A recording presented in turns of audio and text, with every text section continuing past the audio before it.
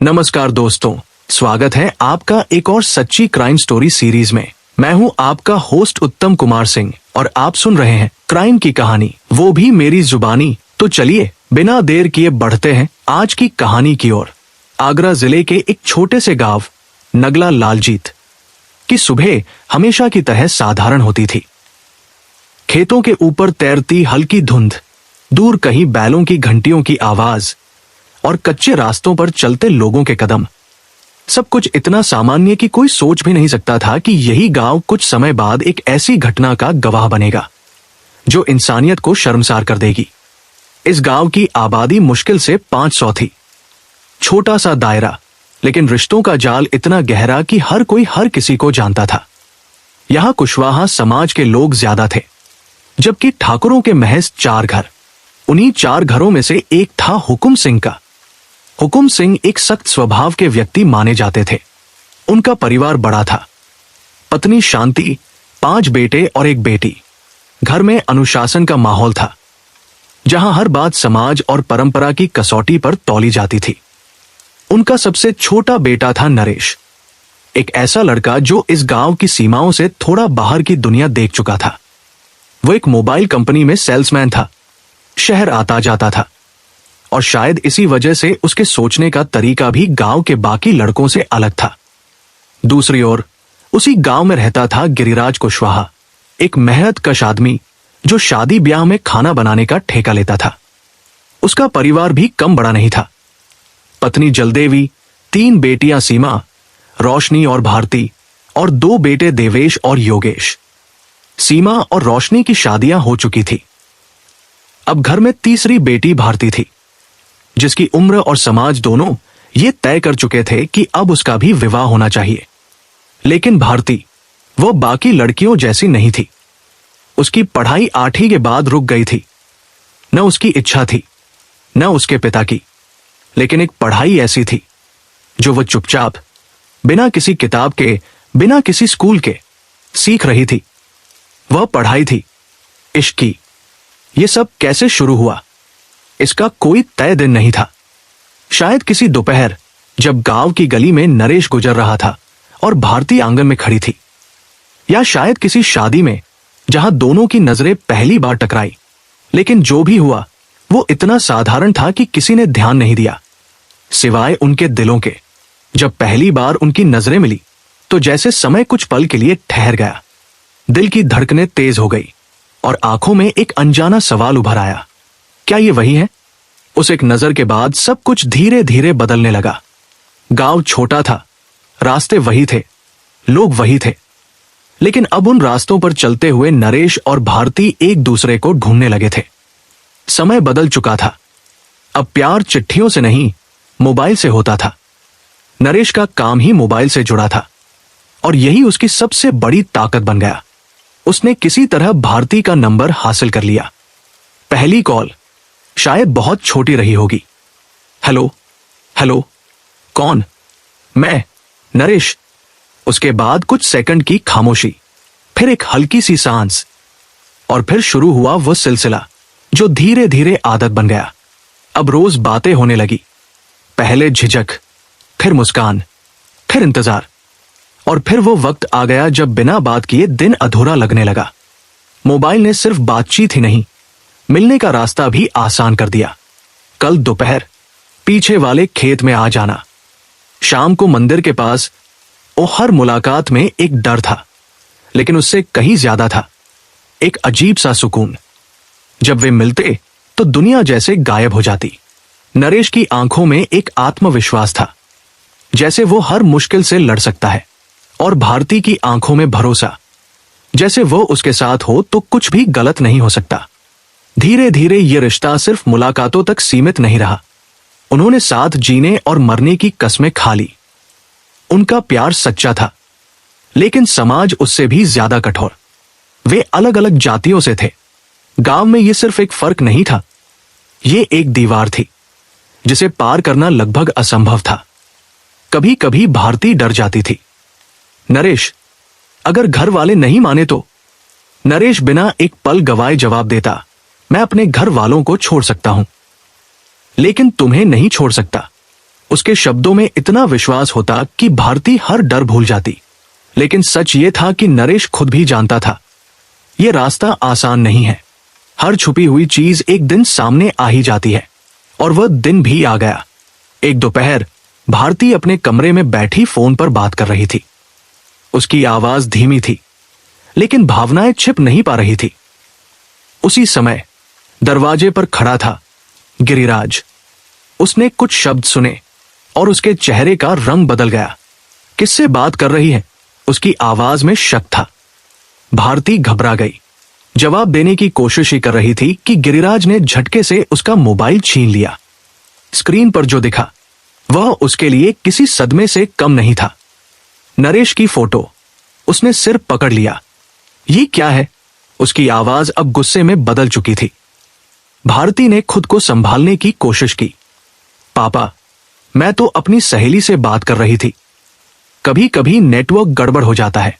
लेकिन गिरिराज इतना भोला नहीं था। पहले ये बता, उसका नंबर तेरे फोन में कैसे आया? पड़ोसी है, उसका नंबर नहीं रहेगा तो किसका रहेगा? उसकी आवाज कांप रही थी, लेकिन जवाब तैयार था। कुछ पल के लिए गिरिराज चुप हो गया। शायद वो खुद को समझाने की कोशिश कर रहा था। हो सकता है मैं ज्यादा सोच रहा हूं। लेकिन उसके अंदर कहीं ना कहीं शक की चिंगारी जल चुकी थी।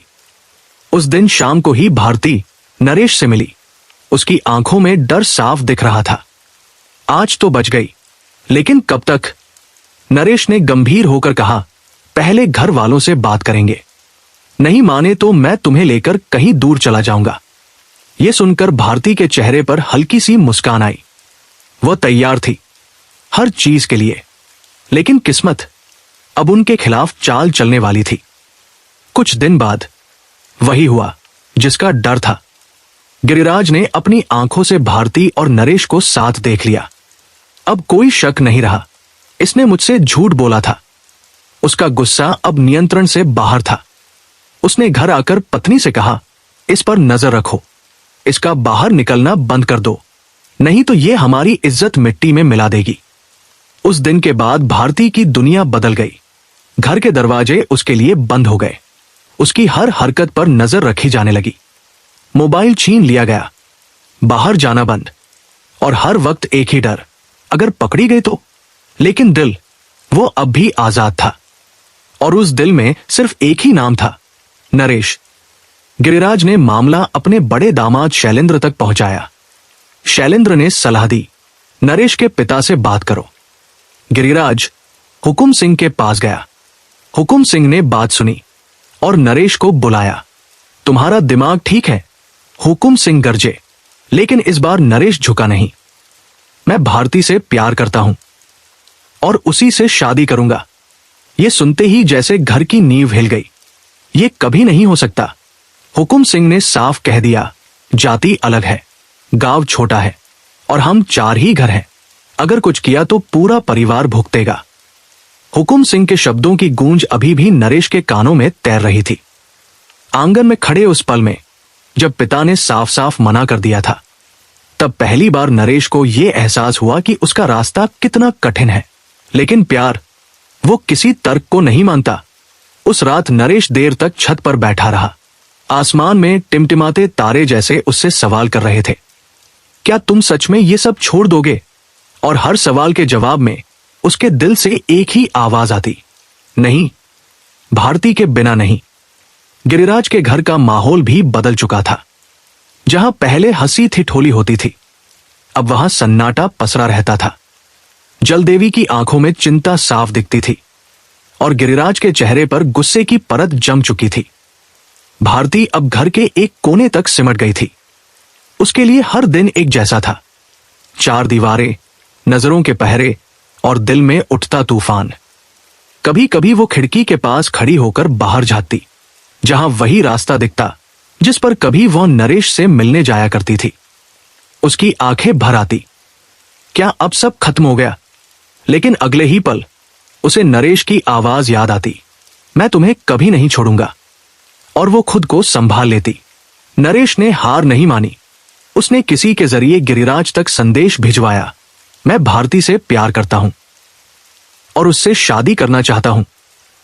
मैं उसे खुश रखूंगा।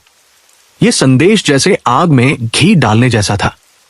गिरिराज का गुस्सा फूट पड़ा, लेकिन उसने नरेश से कुछ नहीं कहा। उसने अपनी बेटी को ही सजा देना सही समझा। उस दिन घर के अंदर जो हुआ वो किसी को दिखाई नहीं दिया, लेकिन उसकी गूंज पूरे गांव में महसूस की जा सकती थी। भारती की चीखें और एक पिता का अंधा गुस्सा। तेरी वजह से आज मुझे ये दिन देखना पड़ रहा है। उसकी हर बात में अपमान और डर घुला हुआ था। इस घटना के बाद घर के सभी लोग भारती को समझाने लगे। बहनें, बहनोई, यहां तक कि मां भी, बेटी, ये रास्ता सही नहीं है। समाज क्या कहेगा? तेरी शादी कहीं और कर देंगे, सब ठीक हो जाएगा। लेकिन भारती अब बदल चुकी थी। उसकी आंखों में आंसू नहीं, एक अजीब सी जिद थी। मैं शादी करूंगी तो सिर्फ नरेश से, वरना पूरी जिंदगी ऐसे ही रहूंगी। उसके इस जवाब ने सब कुछ चुप कर दिया। उधर हुकुम सिंह का घर भी शांत नहीं था। शांति बार बार नरेश को समझाने की कोशिश करती, बेटा, यह रास्ता ठीक नहीं है, हमारे साथ कुछ हो गया तो। लेकिन नरेश अब सिर्फ एक ही बात जानता था, अगर प्यार किया है तो निभाऊंगा। दोनों घरों के बीच अब एक अदृश्य दीवार खड़ी हो चुकी थी, और यह दीवार हर दिन और ऊंची होती जा रही थी। नगला लालजीत छोटा गांव था। यहां कोई बात ज्यादा दिन छुपी नहीं रहती। धीरे धीरे नरेश और भारती की कहानी हर गली, हर चौपाल तक पहुंच गई। लोग बातें करने लगे। सुना है ठाकुर का लड़का कुशवाहा की लड़की के पीछे पड़ा है। अगर यह हुआ तो गांव की इज्जत मिट्टी में मिल जाएगी।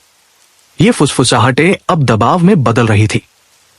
गिरिराज के लिए यह सिर्फ बेटी का मामला नहीं रहा था, यह अब उसकी इज्जत का सवाल बन चुका था। दिसंबर का पहला सप्ताह।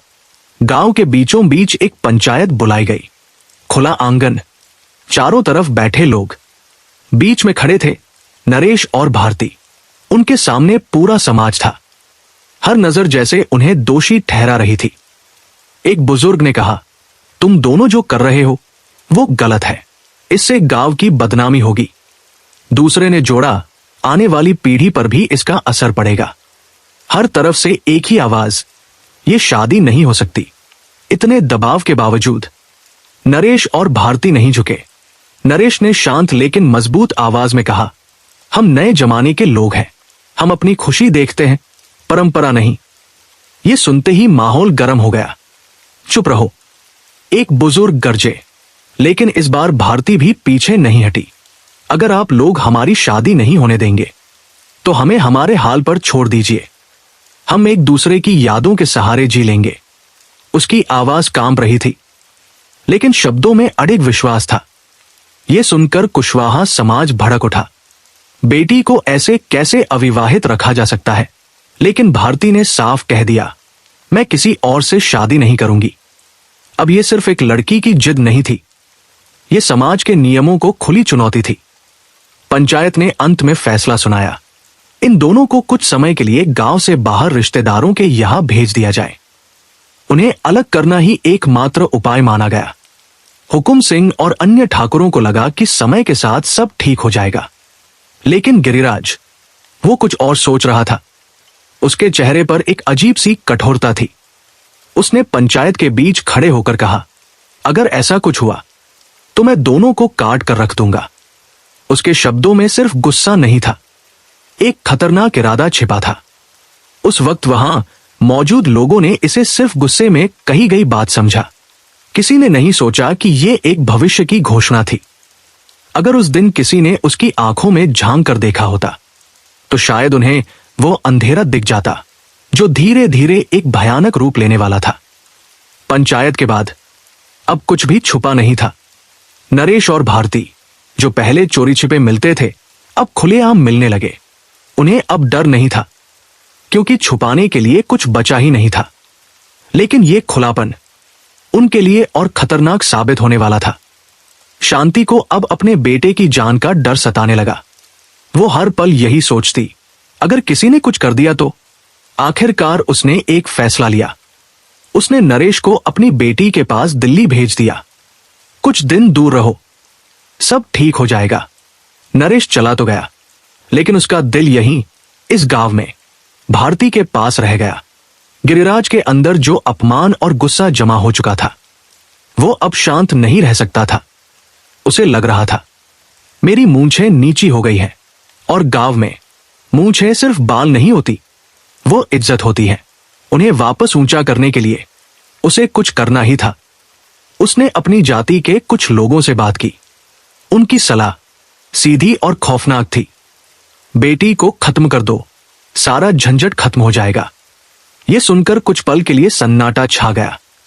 यह कोई सामान्य सलाह नहीं थी। यह एक इंसान को अपनी ही बेटी के खिलाफ खड़ा करने का सुझाव था। गिरिराज चुप बैठा रहा। उसके चेहरे पर कोई भाव नहीं था, लेकिन उसके अंदर एक भयानक उथल पुथल चल रही थी। गिरिराज कोई जन्मजात अपराधी नहीं था। वो एक साधारण आदमी था जो अपनी मेहनत से परिवार चलाता था, जिसकी खुशियां उसकी बेटियों की हंसी में बसती थी।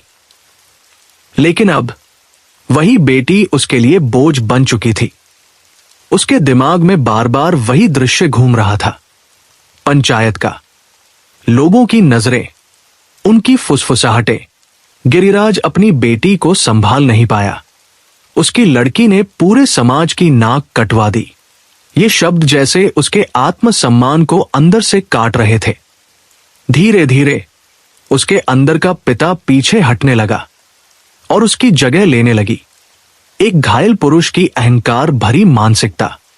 गिरिराज ने भले ही मन में यह ठान लिया था कि कुछ बड़ा करना होगा, लेकिन एक सवाल उसे बार बार रोक रहा था। अगर मैंने भारती को मार दिया तो नरेश क्या करेगा? वह जानता था नरेश भारती से बेइंतहा प्यार करता है। अगर भारती के साथ कुछ हुआ तो वह चुप नहीं बैठेगा। वो पुलिस तक जाएगा और फिर सारा सच सामने आ जाएगा। ये डर गिरिराज को असमंजस में डाल रहा था। इसी उधेड़बुन के बीच उसने अपने बड़े दामाद शैलेंद्र से बात की। शैलेंद्र ने पूरी बात सुनी, कुछ पल सोचा और फिर जो कहा उसने इस कहानी की दिशा ही बदल दी। अगर करना ही है तो दोनों को खत्म कर दो। गिरिराज ने उसकी तरफ देखा। शैलेंद्र आगे बोला, अगर सिर्फ भारती को मारोगे तो नरेश पुलिस तक जाएगा, लेकिन अगर दोनों ही नहीं रहेंगे तो कोई आवाज नहीं उठेगी। उसकी बात में एक ठंडी क्रूरता थी। और फिर कौन सा ठाकुर इतनी हिम्मत करेगा कि पुलिस में जाकर शिकायत करे? यह सुनकर गिरिराज के मन का आखिरी डर भी खत्म हो गया। अब उसके सामने रास्ता साफ था। दोनों को खत्म करना है। यह सिर्फ हत्या नहीं थी, यह एक योजनाबद्ध साजिश बनने लगी थी। लेकिन यह काम आसान नहीं था। गांव में अगर कुछ होता तो शक सीधा उन्हीं पर आता। इसलिए तय हुआ इन्हें गांव से दूर ले जाया जाएगा। ऐसी जगह जहां कोई जानने वाला न हो, जहां आवाज भी उठे तो कोई सुनने वाला न हो। लेकिन इसके लिए सबसे जरूरी था भारती का विश्वास जीतना। घर में माहौल अचानक बदलने लगा। जहां पहले डांट और पहरे थे, अब वहां नरमी दिखने लगी। जलदेवी ने भारती से बात करनी शुरू की। धीरे धीरे मुस्कान लौटने लगी। एक दिन वो बाजार से एक शादी का जोड़ा लेकर आई। जब उसने वह जोड़ा भारती के सामने रखा तो भारती की आंखें फटी रह गई। मम्मी, ये, जलदेवी ने मुस्कुराते हुए कहा, तेरी शादी के लिए। भारती को यकीन नहीं हो रहा था। जो माता पिता कुछ दिन पहले तक उसे कैद कर रहे थे, वही अब उसकी शादी की बात कर रहे थे। उसके मन में सवाल थे, लेकिन सामने दिख रही सच्चाई उन सवालों को दबा रही थी। फिर गिरिराज ने खुद बात की। हमें समझ में आ गया है कि तू सच में नरेश से प्यार करती है। उसकी आवाज में अब गुस्सा नहीं था।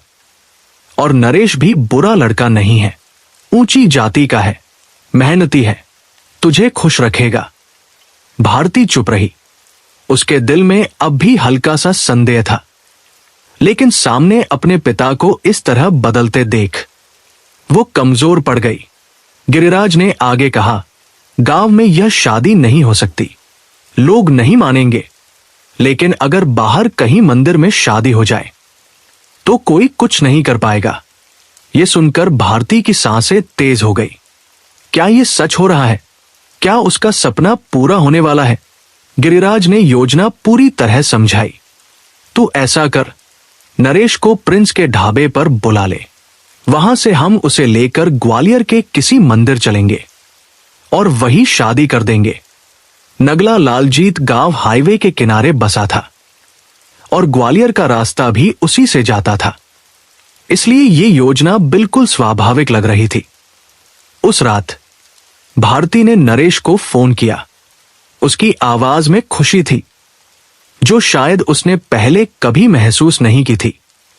नरेश, मम्मी पापा मान गए हैं। कुछ पल के लिए दूसरी तरफ सन्नाटा छा गया। सच? नरेश की आवाज कांप गई। हां, हमें प्रिंस के ढाबे पर आना है। वहां से हम मंदिर जाएंगे, शादी करेंगे। फोन कटने के बाद नरेश देर तक खड़ा रहा। उसके चेहरे पर मुस्कान थी, आंखों में चमक। उसे लगा आखिरकार सब ठीक हो गया। उसे क्या पता था कि यह उसका सबसे बड़ा भ्रम था। किसी को कुछ बताए बिना नरेश उसी रात प्रिंस के ढाबे पर पहुंच गया। ढाबे के बाहर हल्की रोशनी थी, कुछ ट्रक खड़े थे और सड़क पर कभी कभी गुजरती गाड़ियों की आवाज। वह इधर उधर देखने लगा। तभी उसने देखा गाड़ी के पास खड़े थे गिरिराज, जलदेवी और भारती। भारती को देखकर उसके चेहरे पर मुस्कान आ गई। वह दौड़कर उसके पास आया। दोनों की आंखें मिली और उनमें एक ही सपना था, एक साथ जिंदगी बिताने का। गिरिराज ने सामान्य स्वर में कहा, आओ, देर हो रही है। नरेश बिना किसी शक के गाड़ी में बैठ गया। पीछे की सीट पर नरेश और भारती साथ बैठे थे, आगे गिरिराज और जलदेवी। गाड़ी चल पड़ी। गाड़ी हाईवे पर दौड़ रही थी। पीछे बैठे नरेश और भारती अपने ही संसार में खोए हुए थे। सोचो, हमारी शादी हो जाएगी, हम कहीं दूर रहेंगे, कोई हमें रोक नहीं पाएगा। उनकी बातें, उनके सपने, सब कुछ इतना खूबसूरत था कि उन्हें यह एहसास ही नहीं हुआ वे किस दिशा में जा रहे हैं। कुछ दूरी पर एक मोटरसाइकिल उसी गाड़ी का पीछा कर रही थी। उस पर बैठा था शैलेंद्र। उसका चेहरा सख्त था, आंखों में कोई भाव नहीं, जैसे वह एक तयशुदा काम पूरा करने जा रहा हो। धीरे धीरे गाड़ी शहर से दूर निकल गई। सड़क सुनसान होने लगी। चारों तरफ अंधेरा घिर आया और फिर गाड़ी मुड़ी एक कच्चे रास्ते की ओर। कुछ ही देर में वे पहुंच चुके थे मौजपुरा के जंगल में। गाड़ी रुकते ही नरेश ने चारों तरफ नजर दौड़ाई। घना अंधेरा, सन्नाटा और पीछे से आती मोटरसाइकिल की आवाज। शैलेंद्र वहां पहुंच चुका था। उसी पल नरेश को सब समझ में आ गया। उसका दिल जैसे बैठ गया। ये शादी नहीं है। नरेश कुछ बोल पाता, उससे पहले भारती फट पड़ी। तुम लोग इतने बड़े धोखेबाज निकलोगे, मैंने सोचा भी नहीं था। उसकी आवाज में दर्द था, गुस्सा था और सबसे ज्यादा टूटे हुए विश्वास की चीख थी। इससे अच्छा तो पैदा होते ही मेरा गला घोंट दिया होता। भारती की चीख अभी भी जंगल के सन्नाटे में गूंज रही थी। उसकी आवाज में जो टूटन थी, वह सिर्फ धोखे की नहीं थी, वो उस भरोसे के मरने की आवाज थी जिसे उसने अपने मां बाप पर आखिरी बार रखा था। नरेश ने एक पल के लिए आंखें बंद की। सब कुछ साफ हो चुका था। यह कोई शादी नहीं थी, यह एक सुनियोजित जाल था जिसमें वे दोनों फंस चुके थे। नरेश ने खुद को संभालते हुए कहा, काका, ये आप क्या कर रहे हैं? हम शादी करना चाहते हैं, भाग नहीं रहे। उसकी आवाज में विनती थी। शायद कहीं अंदर उसे उम्मीद थी कि आखिरी वक्त पर इंसानियत जाग जाएगी, लेकिन सामने खड़े गिरिराज के चेहरे पर कोई भाव नहीं था। उसकी आंखें अब पिता की नहीं, एक ऐसे व्यक्ति की थी जिसने अपने अंदर की संवेदनाओं को मार दिया था। भारती रोते हुए अपनी मां की तरफ बढ़ी। मम्मी, आप ही कुछ कहो, आपने ही तो कहा था। उसकी आवाज कांप रही थी। जलदेवी कुछ पल तक चुप रही। उसके चेहरे पर भी एक अजीब सी जकड़न थी, जैसे वो खुद अपने ही फैसले के बोझ तले दब चुकी हो। लेकिन उसने कुछ नहीं कहा। उसकी खामोशी ही जवाब थी। तभी पीछे से शैलेंद्र आगे बढ़ा। उसके कदमों में हिचक नहीं थी। बहुत हो गया नाटक। उसकी आवाज ठंडी थी, जैसे वो किसी भावनात्मक घटना का नहीं, एक काम का अंत करने आया हो। नरेश और भारती अब समझ चुके थे कि अब बचने का रास्ता लगभग खत्म हो चुका है, लेकिन इंसान आखिरी सांस तक जीने की कोशिश करता है।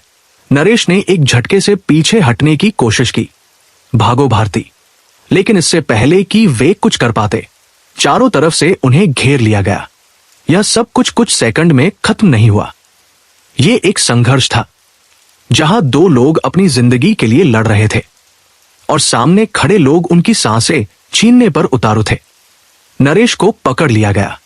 उसने छूटने की पूरी कोशिश की, लेकिन संख्या और तैयारी दोनों उसके खिलाफ थी। गिरिराज ने उसके गले में उसका ही मफलर कस दिया। नरेश ने हाथ पैर मारे। उसकी सांसें तेज हो गई, आंखें फैलने लगी। छोड़ दीजिए प्लीज। लेकिन किसी के कानों तक उसकी आवाज नहीं पहुंची। उधर भारती, वह चीख रही थी, रो रही थी, मम्मी मुझे मत मारो। लेकिन उसकी आवाज अब बेअसर थी। जलदेवी ने उसकी शाल को कसकर उसके गले में लपेट दिया। ये वही शाल थी जो कभी सर्दी से बचाने के लिए ओढ़ाई जाती थी। आज वही उसकी मौत का कारण बन गई। भारती ने अपनी मां के हाथ पकड़ने की कोशिश की। मम्मी, मैं आपकी बेटी हूं। लेकिन उस पल मां ने अपनी बेटी को नहीं देखा, सिर्फ एक बदनामी को देखा। कुछ ही मिनटों में संघर्ष थम गया। आवाजें बंद हो गई, हाथ पैर रुक गए और फिर जंगल में एक भयानक सन्नाटा फैल गया। नरेश और भारती अब सिर्फ दो निर्जीव शरीर थे। कुछ पल तक सभी वहीं खड़े रहे, जैसे उन्हें खुद भी यकीन नहीं हो रहा था कि उन्होंने क्या कर दिया।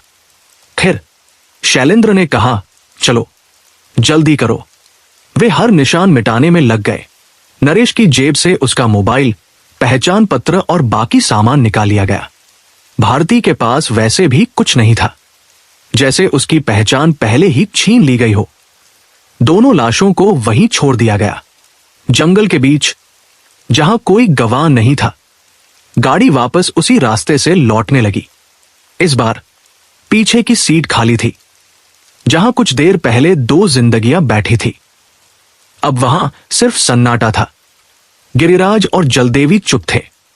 शायद उनके मन में कुछ चल रहा था, या शायद अब कुछ बचा ही नहीं था। गांव लौटते वक्त उनके मन में एक ही बात थी, अब सब खत्म हो गया, कोई कुछ नहीं जान पाएगा। इज्जत बच गई, लेकिन उन्हें यह नहीं पता था कि अपराध चाहे जितना भी छुपाया जाए, उसकी सच्चाई कभी न कभी सामने आ ही जाती है। अगले दिन राजस्थान के जिला धौलपुर के थाना मनिया के थाना प्रभारी रतन सिंह को सूचना मिली, जंगल में दो लाशें पड़ी हैं। सूचना मिलते ही पुलिस टीम मौके पर पहुंची। मौजपुरा का वही जंगल, जहां पिछली रात चीखें गूंजी थी, अब वहां पुलिस खड़ी थी। रतन सिंह ने चारों तरफ नजर दौड़ाई। जमीन पर पड़े दो शव, आसपास बिखरे निशान और एक अजीब सी खामोशी। उन्होंने झुककर दोनों लाशों का निरीक्षण किया। लड़का और लड़की, उम्र लगभग एक जैसी, गले पर कसाव के निशान, लड़के के गले में मफलर और लड़की के गले में शाल। यह साफ था, दोनों की गला घोंटकर हत्या की गई थी। पुलिस ने तलाशी ली। लड़की के पास कुछ नहीं मिला, लेकिन लड़के की जेब से एक परिचय पत्र मिला। उस पर लिखा था, नरेश, निवासी नगला लालजीत, आगरा। रतन सिंह ने गहरी सांस ली। लगता है मामला प्रेम प्रसंग का है। उन्होंने अपने सहयोगियों से कहा, दोनों हमउम्र हैं, साथ मिले हैं, गला घोंट कर मारे गए हैं। संभव है घर वालों ने ही ऑनर किलिंग की हो। यह सिर्फ एक अनुमान था, लेकिन यह अनुमान सच के बहुत करीब था। रतन सिंह कुछ देर तक खामोश खड़े रहे। उनकी नजरें उन दोनों लाशों पर टिकी थी। दो युवा चेहरे, जिन पर अब भी अधूरी जिंदगी के निशान थे। एक तरफ नरेश और दूसरी तरफ भारती। दोनों के बीच अब कोई दूरी नहीं थी, न जाति की न समाज की, लेकिन यह दूरी मिटाने की कीमत उनकी जान बन चुकी थी। परिचय पत्र के आधार पर पुलिस सीधे नगला लालजीत गांव पहुंची। गांव में जैसे ही पुलिस की गाड़ी दाखिल हुई, लोगों में हलचल मच गई। किसी को कुछ पता नहीं था, लेकिन पुलिस का आना हमेशा किसी अनहोनी का संकेत होता है। पुलिस सीधे हुकुम सिंह के घर पहुंची। क्या नरेश आपका बेटा है? रतन सिंह ने पूछा। हुकुम सिंह के चेहरे पर हल्का सा तनाव उभरा।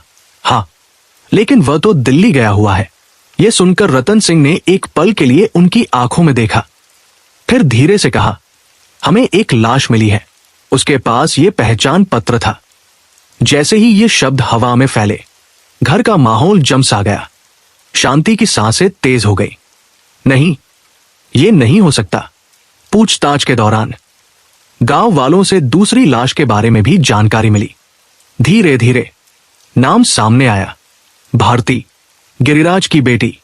अब यह मामला और साफ हो चुका था। गांव में कोई खुलकर कुछ नहीं बोल रहा था, लेकिन हर चेहरे पर एक अजीब सा डर था, जैसे सब कुछ जानते हों लेकिन कह नहीं पा रहे हों। रतन सिंह समझ चुके थे, सच्चाई यहीं कहीं छिपी है। जांच आगे बढ़ी। हाईवे पर लगे टोल प्लाजा के सीसीटीवी फुटेज खंगाले गए, और वहीं सच्चाई ने पहली बार खुद को दिखाया। फुटेज में साफ दिख रहा था, एक गाड़ी जिसमें बैठे थे गिरिराज, जलदेवी और पीछे नरेश व भारती। ये वही रात थी जब वे प्रिंस के ढाबे से निकले थे। अब शक नहीं, सबूत था। पुलिस ने बिना देर किए गिरिराज और जलदेवी को हिरासत में ले लिया। गांव में खलबली मच गई। लोग अब धीरे धीरे फुसफुसाने लगे, शायद वही लोग हैं। थाने में पूछताछ शुरू हुई। गिरिराज और जलदेवी कोई पेशेवर अपराधी नहीं थे। उनके चेहरों पर घबराहट साफ दिख रही थी। पहले उन्होंने बचने की कोशिश की, हमें कुछ नहीं पता, हम तो घर पर थे। लेकिन पुलिस के सवाल और सबूत धीरे धीरे उनकी हिम्मत तोड़ रहे थे। कुछ ही घंटों में उनकी आवाज टूट गई, और फिर उन्होंने सब कुछ कबूल कर लिया। हां, हमने ही मारा है, ये कहते हुए गिरिराज की आवाज में न पछतावा था न गर्व, बस एक थकान थी। पुलिस जानती थी ये काम सिर्फ दो लोग नहीं कर सकते। कड़ाई से पूछताछ हुई, और फिर एक और नाम सामने आया, शैलेंद्र। शैलेंद्र को जैसे ही इस बात का पता चला, वो फरार हो गया। लेकिन अब पुलिस के पास पूरा घटनाक्रम था। गिरिराज की निशानदेही पर नरेश का सामान बरामद किया गया। वह गाड़ी बरामद की गई और घटनास्थल से जुड़े अन्य साक्ष्य भी मिले। अब केस मजबूत हो चुका था। पोस्टमार्टम के बाद दोनों लाशें उनके घर वालों को सौंप दी गई। गांव में एक ही दिन 2 चिताएं जली। लोग खामोश खड़े थे, किसी के पास शब्द नहीं थे। क्या ये इज्जत थी, या सिर्फ एक डर जो इंसान को इतना अंधा बना देता है कि वह अपने ही खून का दुश्मन बन जाता है? गिरिराज और जलदेवी को अदालत में पेश किया गया, और फिर उन्हें जेल भेज दिया गया। कुछ समय बाद शैलेंद्र को भी गिरफ्तार कर लिया गया। अब तीनों सलाखों के पीछे थे, नरेश और भारती, 2 नाम जो अब सिर्फ एक केस फाइल का हिस्सा बन चुके थे। लेकिन उनकी कहानी आज भी उस गांव की गलियों में गूंजती है। जब भी कोई प्रेम समाज से टकराता है, तो ये कहानी एक चेतावनी बनकर सामने आती है। प्यार ने कभी किसी की जान नहीं ली, लेकिन इज्जत के नाम पर खड़े किए गए झूठे डर ने 2 जिंदगियां छीन ली। दोस्तों, अगर आपको आज की ये कहानी पसंद आई हो तो वीडियो को लाइक करें, चैनल को सब्सक्राइब करें और बेल आइकन जरूर दबाएं, ताकि आगे भी ऐसी ही सच्ची क्राइम की कहानियां आप तक सबसे पहले पहुंचती रहें। मिलते हैं अगली कहानी में, तब तक के लिए नमस्कार।